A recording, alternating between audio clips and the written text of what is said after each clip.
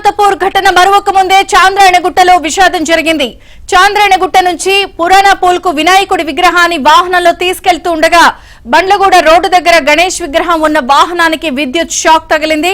దీంతో వాహనంలో ఉన్న ఇద్దరు వ్యక్తులు అక్కడికక్కడే మృతి చెందగా మరో యువకుడు తీవ్రంగా గాయపడ్డాడు. ఘటనా స్థలానికి పోలీసులు చేరుకుని గాయపడ్డ యువకుడిని ప్రైవేట్ ఆసుపత్రికి తరలించారు. ఈ ఘటనపై పోలీసులు కేసు నమోదు చేసి దర్యాప్తు చేస్తున్నారు.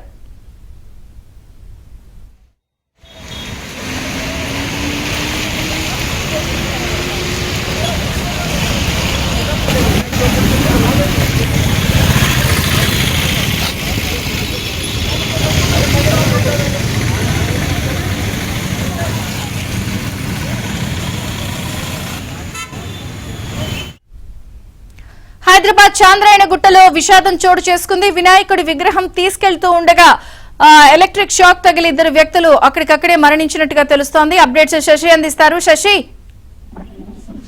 రామాంతపూర్ గోకులనగర్ లో శ్రీకృష్ణాష్టమి శోభాయాత్రలో కరెంట్ ఐదుగురు మరణించినటువంటి విషయం మరొక ముందే బండ్లగూడలో అంతం అలాంటి విషాదమే చోటు చేస్తుంది. బండ్లగూడలో విద్యుత్ షాక్తో ఇద్దరు యువకులు అక్కడికక్కడే మరణించారు.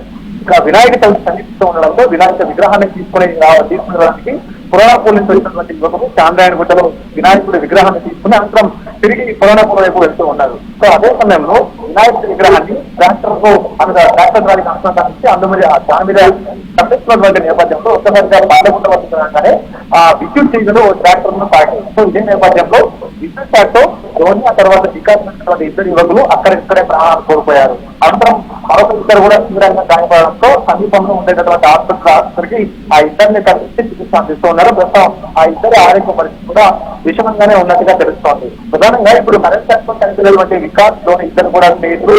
ధోని విద్యుత్ షాక్ తగిలినటువంటి సమయంలోనే ట్రాక్టర్ డ్రైవర్ గా ఉన్నారు. ఒక్కసారిగా కూడా ఎప్పుడైతే ట్రాక్టర్ విద్యుత్ తీగలు తగిలాయో ఆ సీట్లో నుంచి కింద పడిపోయాడు. అనంతరం ముందు చక్రాలు ఆయన మీదకి వెళ్ళిపోవడంతో ధోని కరెంట్ షాక్ తో పాటు తర్వాత డాక్టర్ కూడా మీ వల్ల అక్కడ ప్రాణాలు కోల్పోయాడు. అనంతరం వికాస్ కూడా ధోని చనిపోయిన డాక్టర్ వికాస్ కూడా ప్రాణాలు కోల్పోయాడు. మొత్తం మిగతా ఇద్దరి కోసం ప్రస్తుతం ఓఎస్టీ ఆసుపత్రిలో చికిత్స కొనసాగుతోంది. సో ఇద్దరి మృతదేహాలు పోస్ట్ మార్టం నిమిత్తం ఉస్మానియా ఆసుపత్రి తరలించారు. ఉస్మానియా ఆసుపత్రిలో పోస్ట్ మార్టం అయిపోయిన తర్వాత కుటుంబ సభ్యులకు మృతదేహాలు అప్పగించే అవకాశం కనిపిస్తోంది. Thank you Shashi.